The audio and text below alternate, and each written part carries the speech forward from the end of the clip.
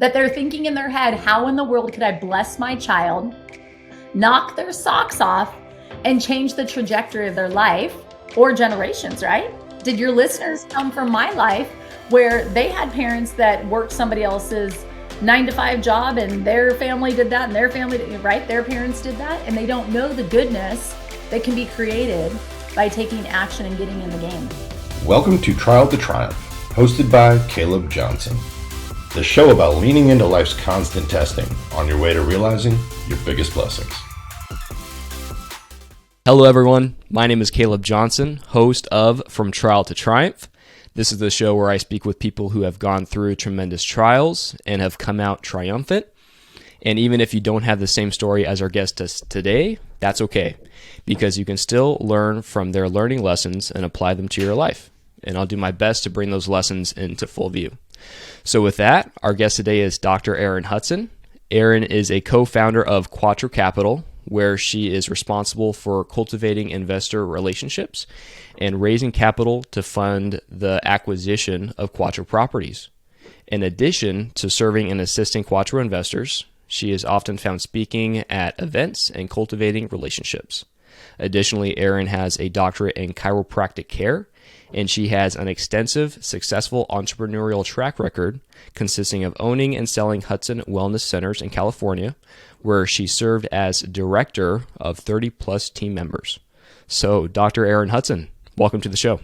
Oh, it is such a pleasure to be here, Caleb. I hope to share with your listeners and have them leave with some awesome nuggets and be inspired a little bit. So thank you for having me. Yeah, thank you so much for being here. I'm really excited to have you.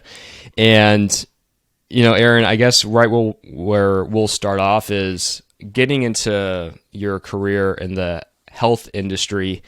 What were, some of the most challenging aspects you had to overcome in that field?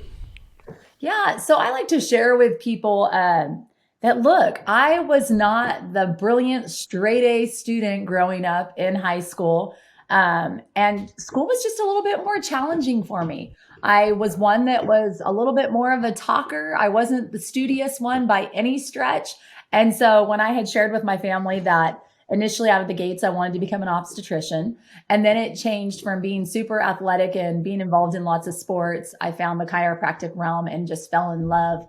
And I was determined to become a doctor. Come hell or high water, it didn't matter how hard it was. And I just had to remember, C students still can win. C students still can win. And I think the thing that continued to push me through is, yes, when you graduate, you have to be great at your craft. But if you could be even more exceptional with people, you absolutely will have success being a business owner. And I just kept remembering, like, Erin, you are great with people. Erin, you have a love for people. Just push through the hard. There's goodness on the other side. And so thank God I didn't give up through the biochemistry and the physics and having to have tutor after tutor just to understand and figure it out. So it was a lot of just pushing through. Mm-hmm.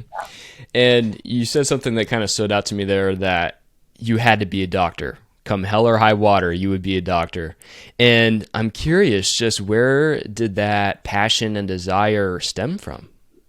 Yeah, I think I love that you asked me this, Caleb, because if I get totally real and raw with you, I grew up in a family where my parents and their parents and their parents' parents, they all worked 9 to 5 jobs daily, building somebody else's dream. And I remember as a small child thinking that cannot be normal. How is it that you're going to go through life and just work for someone else your whole life and not have true freedom? And I remember just thinking that it was bondage. I'm talking at a young age, like in between that 14, it's not super young, but between that 14 to 16, I just remember thinking that it was completely ass backwards and there had to be a better way. And so I think I just kept, watering that. I wanted to be my own boss. I wanted to be my own boss. I didn't want anyone bossing me around. And I knew that I had potential to do something great. So I think it just really stemmed from wanting to be different than what I grew up with. Mm-hmm. And I I can really relate with you there. Seeing some of my family members going to work and they are unhappy with where they are, but they keep on going through that. And I think sometimes that is okay. Like, we do need doctors, we do need lawyers, policemen, firefighters. So the W-2 job, some of them are okay, and especially if you like that, and if you're someone that does want that, then hey, that's great. But I think especially for you and I, Aaron, we're just wired differently, and I think entrepreneurs are, and in a lot of ways, and so it just doesn't sit with us to go down that route. But we do need those some of those jobs, especially. Well, yeah, I think that I would agree with you, Caleb. I think I linked some negative thoughts to it. And I think the reason why, for example, my mom and dad would go to their 9 to 5 jobs and they'd be so exhausted at the end of the day. Sometimes many times, my mom did not have energy to make the dinner for us all to sit around the dinner table. She chose to just kind of check out after work for some time. And I just remember that having a really strong effect on me of, oh my gosh, do you just get so exhausted working for someone else that you just want to come home and just fall back on your bed and just, that's it. I'm so exhausted. I can't do much more. And I felt like that's how it was, not just for my parents, but watching other people. They just would come home completely exhausted. So I linked those two together. And I remember thinking, I don't want to live a life like that. And if that's what it was that inspired me to go off and do some great things, then shoot, I will absolutely share that for sure. Mm-hmm. Mm-hmm. And Erin, I know that you earlier I read that you had managed a team of over 30 plus team members, and I know leading and managing people, it comes with some challenges. You have different people have different just ways of thinking, and you really have to get creative. And so what were some of the learning lessons that you took from leading other people in that space? Sure. Listen, I think that there are so many different personalities, right? And so I think that at the end of the day, there's one commonality. And the commonality is people want to be appreciated and they want to be loved and valued and know that they bring value. And so for me in my practices, it was truly, truly having 30 family members, not 30 employees. It was like treating them like family. They felt a lot of times when a lot of mine were college aged kids, they want to be, appreciated. So yes, money is important, but it wasn't constantly about the raise. It was more important for them to feel like they were part of the culture. And so what I would say in my practices, it was very much like I treated them like they were family, like they were my kids.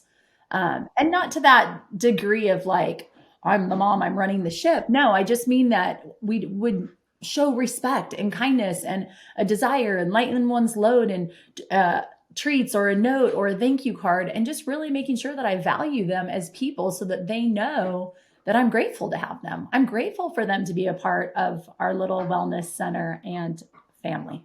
Mm-hmm. And I love that, Erin. I think with that too, we'll talk about this here in a second, but there's a dichotomy there, right? Where the family, treating them like family is awesome, where you can give them some little notes, you always want to give some attaboys and always give the credit to, your employees. And, but there's also where you can be too, I don't know how else to say it, but fluffy, or lovey-dovey and not having some restrictions and still maybe putting your foot down in some instances. And so how do you manage that dichotomy? Oh, it's such a great question. This is really, really great. So listen, you're exactly right. There has to be the love, but there also has to be firmness. And so how I went about it was all of my team members would have quarterly reviews, right? So check this out. This is the game changer. They would get their packet of the quarterly review and they would review themselves.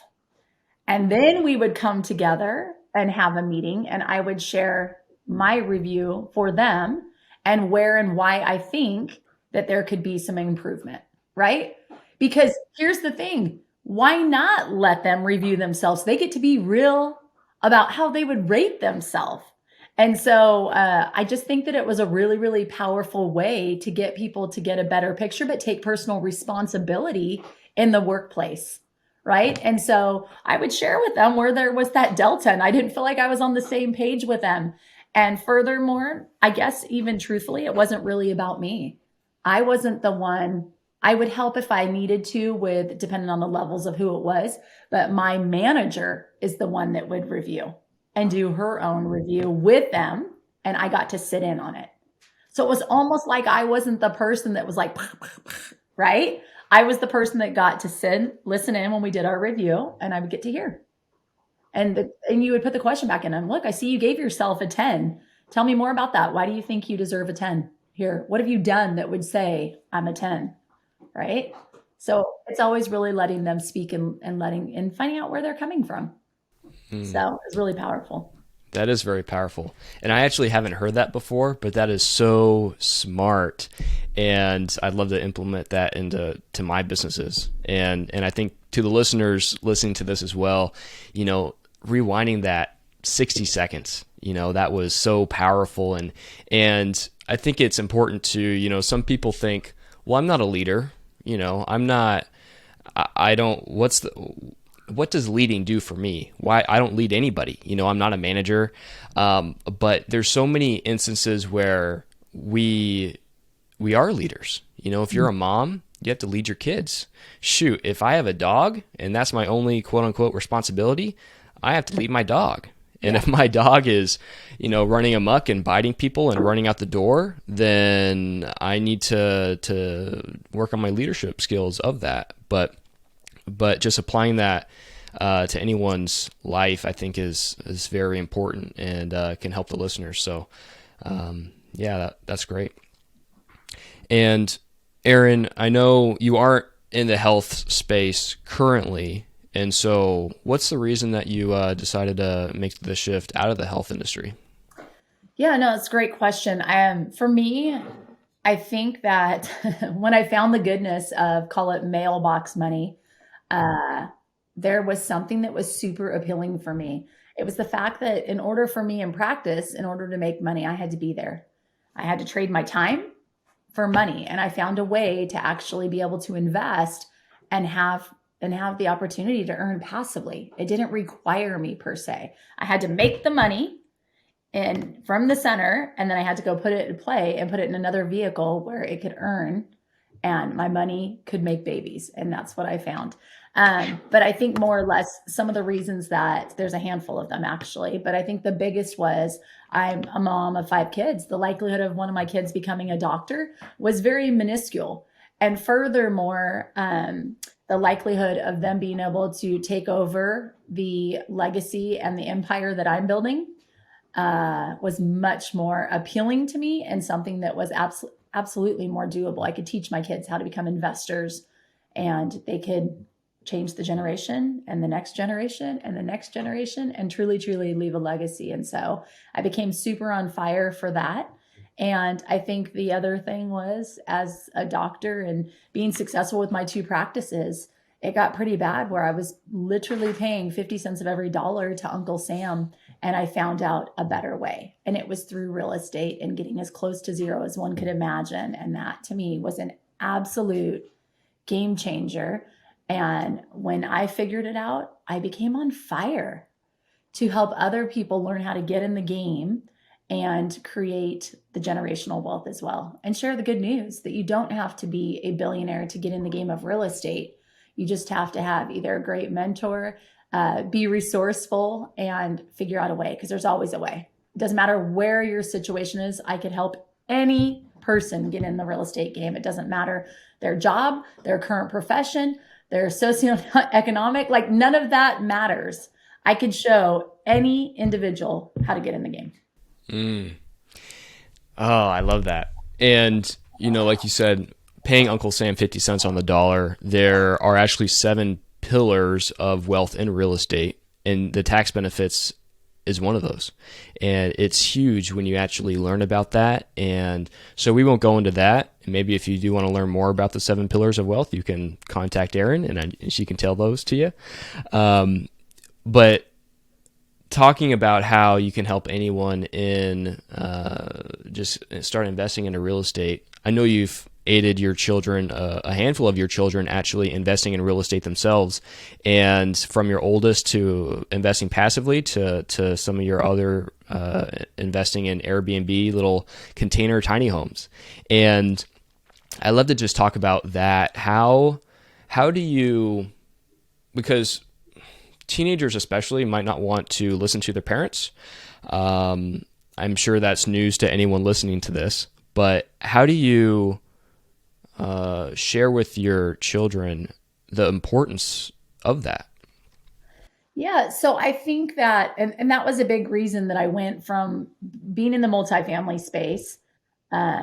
There had to be a way for them to get in the game, and I knew that the multifamily space was not going to be a way for them right now. That's where they can go trajectory down the road, but I had to figure out an easier way for them to get in the game, and it was truly getting into the tiny home shipping container space. We built them. We put them on our land. We have 5 acres out in the hill country, and we had the shipping containers brought out there. But I knew that that was something easy that they could manage as an Airbnb. And yes, mom was going to take care of it and pay for it to be there, and they would get to earn 50% of the proceeds. But they were the ones that had to have the communication with the guest that was staying there. They had to help outfit it, get it ready. And so we split it. Everything that comes in, it's a 50-50 split.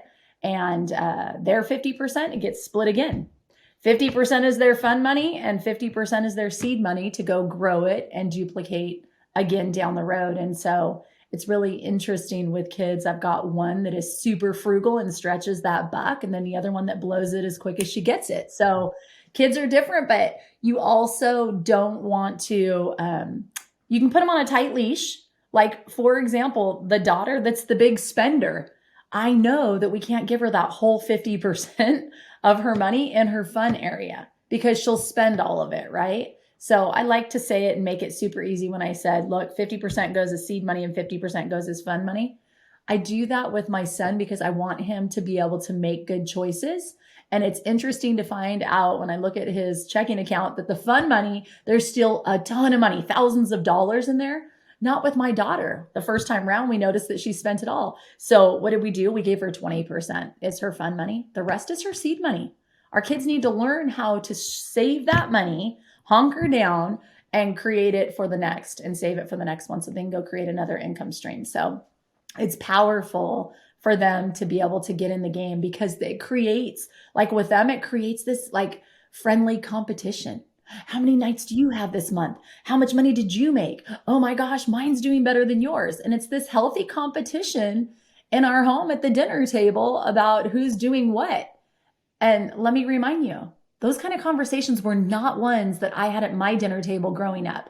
We certainly didn't talk about, the terms weren't flying around the house of OPM, ROI, cash flow. None of those were terms that we talked about at the dinner table. But now we're having conversations about, oh my gosh, how can I get a stream? How can I get that OPM, other people's money? And how can I go learn to take some money from over here and leverage it and make the arbitrage, right? And then have the arbitrage. So those kind of conversations are what get me fired up, because I know that that's going to be the road and the way and the map for my children to win in this real estate game going forward.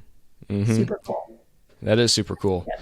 Now, Erin, how did you first present that to your children? And the reason I ask is because I would think, why, if I'm 15, I want to play video games. I don't want to listen to mom and invest. So how do you sell your kids on that idea? Listen, each adult is different. Each circumstance is different. And some adults may go, Erin, you're a fool. You're giving them, right? So let's go back to my daughter at the age of 16, who's now 23. But at the age of 16, I created an incredible opportunity for her. I had this single family home that was worth $30,000 in Indianapolis, Indiana. There was a tenant in there. I had just bought it. There was a tenant in there for $500. a month. And I said to her, it was her 16th birthday, Caleb. What do most kids want at age 16? Absolutely. So she had $7,000 in her bank account. She had been working at my center since she was 14. All of a sudden, she's 16. She's got $7,000 saved up. She goes, Mom, I really want to buy a car. And I said, hey, I have an opportunity for you. And she said, well, what's that? I said, look, I've got this home. It's $30,000 that I paid for it. I will literally gift it for you in exchange for your $7,000. I'll gift you the remaining portion, right? You pay $7,000 that's sitting in your bank account, and you can have the house. Well, Mom, I wanted to get a car. I said, well, listen, I get it, but let's just talk about this right now. If you get the car, it's an absolute liability. You're going to have to pay for gas. You're going to have to pay for insurance. You're going to have to pay for maintenance. And I said, that is a liability. The asset is the house that actually earns you $500 a month. I said, so if you want to buy the car, go at it. And you don't have to tell me right now. Because she's like, oh, what do I do? I was like, listen, don't give me an answer. Sleep on it. And right before she went to bed, I went in her room and I said, hey, sleep on it. But I just want you to know this much. If you decide to opt for the house, you can use my car. I'll pay your insurance and I'll pay your gas. So just, think about it and let me know in the morning. And she woke up the next morning. She woke up the next morning, like with this look, just like disgruntled. I was like, what's the matter? I guess I'll take the house. Like she didn't want it, but she knew that was the wise choice, right? So she took the house at age 16. Well, guys, check out this crazy story. At 16, she buys her first house. By the age of 21, she doubled her money on the house. She sold the house. And at the age of 21, got into her first apartment building as an investor. And now we're getting ready to sell that apartment building. That is such a beautiful gift to give to a child to help them to learn about real estate and the power of it being passive, right? So then, of course, my younger kids, they get closer to the age of 16 and Mom, what are you going to do for me? Are you going to help me like you helped Riley? And so, yes, call it a give. It absolutely was a give. They're younger. And of course, they don't have the funds to create something like that. But I know without a shadow of a doubt, the earlier I can get them in the game and they get a taste on their palate of the goodness that money and real estate can create, they will be hooked. And that's exactly what's happened. Wow. That is powerful. Wow. Wow. Forgive my pause there, Erin. I love it because if you're saying, wow, Caleb, I hope your listeners are saying the same thing, that they're thinking in their head, how in the world could I bless my child, knock their socks off, and change the trajectory of their life or generations, right? Did your listeners come from my life where they had parents that worked somebody else's 9-to-5 job and their family did that and their family, right? Their parents did that and they don't know the goodness that can be created by taking action and getting in the game. It's powerful, right? So that's why I'm on such a mission to share with others and so incredibly passionate because if I can do it, so can you. It just depends on how bad one wants it, right? Erin, you said something there too that I wanna bring into full view, and that was your Riley having the opportunity and to buy her own vehicle. And the reason that stood out to me was because I know so many parents that would buy their children a car, and I'm not saying that's a bad thing, but I know my parents, my mom and I actually were just having this conversation where if I wanted a phone, the iPhone was just coming out when I was, 15, 16 years old. And if I wanted the iPhone, I had to go buy it. And my mom invested in a little flip phone for me, and that's not cool when you're 16, right? And so I wanted the new iPhone, but if I wanted it, I had to go invest my own money to go have it. And I think it's so important just to touch on what benefits have you seen develop in your children because you've had them buy their own toys, whatever it may be, cars, but what benefit have you seen in them? Well, I will tell you two things that come to mind being in private practice, I was successful. I was successful in my practices. And I remember at one point, one of my children saying to me, Mom, what in the world are you doing with all your money? I know how successful you are in practice. What are you doing with your money? And that is a great way to be able to sit down and have a conversation. Again, conversations that I didn't have at my dinner table of real estate and mutual funds and retirement and preparation. Like those were not talked about. And so it was really great for me to be able to say, look, this is how much thousands of dollars are coming in every single month. Here's what I'm paying towards our mortgage. Here's what I'm paying for whatever it may be, groceries, utilities, and the bills. Well, Mom, what about all of that other excess? What are you doing with it? You know, I'm so glad you asked, but I'm preparing for retirement. I'm tucking it away. I'm putting it into real estate. At the end of the month, I want nothing left in my bank account. Well, what do you mean, Mom? Well, here's the thing, son. I am in charge of my money, and I'm going to tell my money where to go. Because if I don't tell my money where to go, the money's going to find a place to go. And usually it's cash in the trash, spending it on frivolous things that we don't need, that are just for a momentary fix, but not for preparation for our future, right? And so it's really changing the mindset and getting your kids to know, to see that mama runs a tight ship. You know, and I have 4 other brothers and sister, and they all think that I am this cheap ass chick. And now they know that it's just like, she's very like, she has a plan and she's going to go put that money in the next income, you know, for it to create an income stream. And I love having multiple businesses, and I'm just very, very intentional with what I do with my money to duplicate the heck out of it. And I can talk it all day long, but my kids are watching. My kids come into the office and they see all of the real estate that we own on the whiteboard. Every time we take down an apartment building, we make an acquisition fee. Guess what? My kids walk in and they see that 6-figure acquisition fee on the board. They know how much mama makes. It's not a hush hush like it was for many families back in the day. I am very loud and vocal with my kids about it.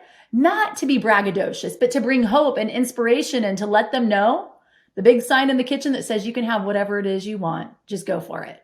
Something along those lines. But they know that they can do and have whatever it is they desire. Just depends on how bad they want it. Wow. This is such a good conversation. And again, I keep on, forgive my pause, but wow. And Erin, I want to, before we close today, I want to ask you one question. And I noticed this from the moment that I met you, was that you have an incredible ability to connect with people.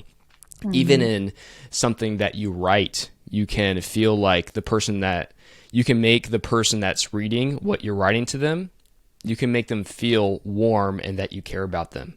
And I think that's an incredible gift that you've been blessed with. And I'd like to just unpack that a little bit. And what's, for you, what's the secret of connecting with people? Well, I think it goes back to the beginning, as I shared with you. People want to feel special and important. They just do. We all do. And so I think that with people, number one, they want to also be heard. They want to be validated. We all do. And so when I meet people, I love to find the goodness in that person right away, whether it's the smile that they have on their face. Listen, you could have the most crooked teeth, and if you have a smile, there's something infectious that connects people. And so it's the compliment that I love to give to other people, whether it's about their outfit, their smile, their something. Everybody loves a compliment. And not to mention, a compliment is an absolute icebreaker. When you meet someone and it's a little bit silent or awkward, find a way to compliment that individual. And what you put out, guess what? You get more back in your life. Not that I'm looking for that, but it's such a healthy give if you can make somebody's day by paying them a compliment. And truly, I think it's just more I'm just very genuine. It's not a manipulation with me. And I think even furthermore, it's about finding out what is it that people stand in need of that you're connecting with. How can I help lighten your load? What is it that I can do to help you to move your needle forward? What connection might you need? And so it's always looking for a way to bless them. without expecting anything in return. Because here's the other thing. Think about the law of reciprocity. If you help someone and give them something, naturally they want to pour back into your life because of the gratitude they have for whatever it is that you did to lighten their load or help get them connected, right? So just imagine if we create more of that and put more of that out there to people, what more of a beautiful world we're going to have if everybody can learn to bless one another and truly find out what it is that that individual stands in need of. You become an anomaly. You become an anomaly. And I'll say it just like this. I get on lots of calls with investors daily, and it's really, I'm not trying to sell them on my $38 million deal that's closing next week in Houston, Texas. No, I'm finding out about them. Where are they at on their journey? Are they just getting started? Again, what can I connect them to? I'll even lead them to my website to get to learn about my team. But what I say is, more importantly, go watch one of the webinars on our business plan from our past deal. I would love for you to watch that. Jot down any questions that you have on how we structure our deals or where you would like a little bit more of a better understanding. And let's get on another call and let's water that. Let me paint some color to it. Let me help clear the air and give some context. Because if I can add value to their life and help them to understand and get more educated, their confidence levels are going to increase. And there becomes gratitude for blessing them with giving that and helping them to have an increase in knowledge. I'm not trying to shove my next deal down their throat. Naturally, that's going to happen when they find that the values align and that I have a love for people and I'm passionate to see people be successful and win. And that is the magic. Wow. So just to lay that out in bullet points for the listeners, I pulled three things from that. One was the law of reciprocity. Two was finding a need in people. And the third was complimenting people. And I know that's been so valuable for me to be able to, it's so easy to compliment someone, especially you can just see where, let's say someone, you can tell they're having a bad day, right? And maybe they're in a bad part of town. And so, life's beating them down and maybe they're even homeless. And you say, man, I really like your smile.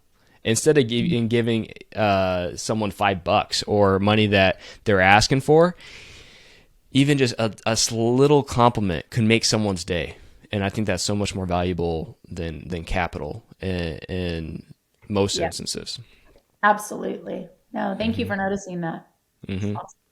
And so, Erin, I think we'll go ahead and close this up today, but I want to just thank you again for being here. I've gained so much from this conversation, and I feel like I could go run 10 miles right now. So it was very energizing. So thank you. Thank you.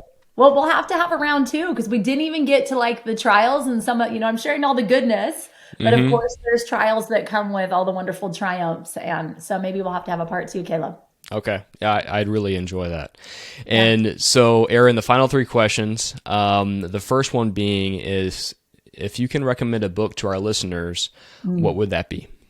Awesome. I love this question. Hands down, Who, Not How. And really with Who, Not How by Dan Sullivan, I kid you not, that's how I'm able to have 6 different streams of income. Why? Because I have a whole lot of help. And the premise of that whole book is to put who's in your life that can actually help you so that you can meet and hit that goal sooner versus later, because you have people helping to lighten your load, doing the things that are the $10 an hour job, because you have no business being there, right? So if we can help you to stay in your lane, be most efficient, you can get to the other side much quicker. And it's been a game changer for me in all areas of business and life. Mm-hmm. That's incredible. And Erin, the second question would be is, if people want to learn more about you, your story, and maybe even learn about the next offering you have coming up, where's the best place for them to do that at? www.thequattroway.com. And Quattro is Quattro, thequattroway.com. So certainly you could go there, learn about the team, see the class act, high performance, synergistic, brilliant partners that I have the pleasure of working with every day. From there, I feel like the team is most important. Learn about the team. If it's not us, with whoever it is that you're getting ready to link arms with, learn about the team. It's the most important piece of the whole entire pie. And I would also say from there, you can click on about and you'll find me there. And please feel free to grab a spot on my calendar. I'd love to have a 15-minute call with you and see, we can explore, learn and see if there's something I can do to help you move your needle forward in life. And then, of course, you can find me on LinkedIn, Facebook, Instagram. And again, I would love to connect. Mm. And Erin, the final question would be is if you can share one final thing with the listeners today that they can take away from today's show, what would that be? Well, I think, God, that's hard to just one thing. Number one is my number one thing would be, look, take action. There's things today that you're procrastinating and that you're a little bit scared. Maybe you have a little bit of fear. I can tell you this much. When you take action, just small little bits of forward movement, your confidence levels increase and it's going to help you get on the other side. So you need to celebrate all of those little wins because they add up to something so grandiose on the other side. And so I just encourage you, you can have whatever it is you can desire, whatever it is that you desire, you just have to go for it. Action, action, action, one foot in front of the other and celebrate those wins. Wow, so powerful. Erin dropping bombs every minute, I feel like, on this. So Erin, thank you again for being here. You've been a blessing to have on the show, and I know you've been a blessing to the listeners as well. So Thank you. You're very welcome. Thanks for having me, Caleb. Take care, brother. And to the listeners, I hope you all have a great day, and we'll catch you next time. Bye. It's time to grab your victory. Find us on the web at redseacapitalgroup.com and follow us on Instagram and Facebook at Red Sea Capital Group.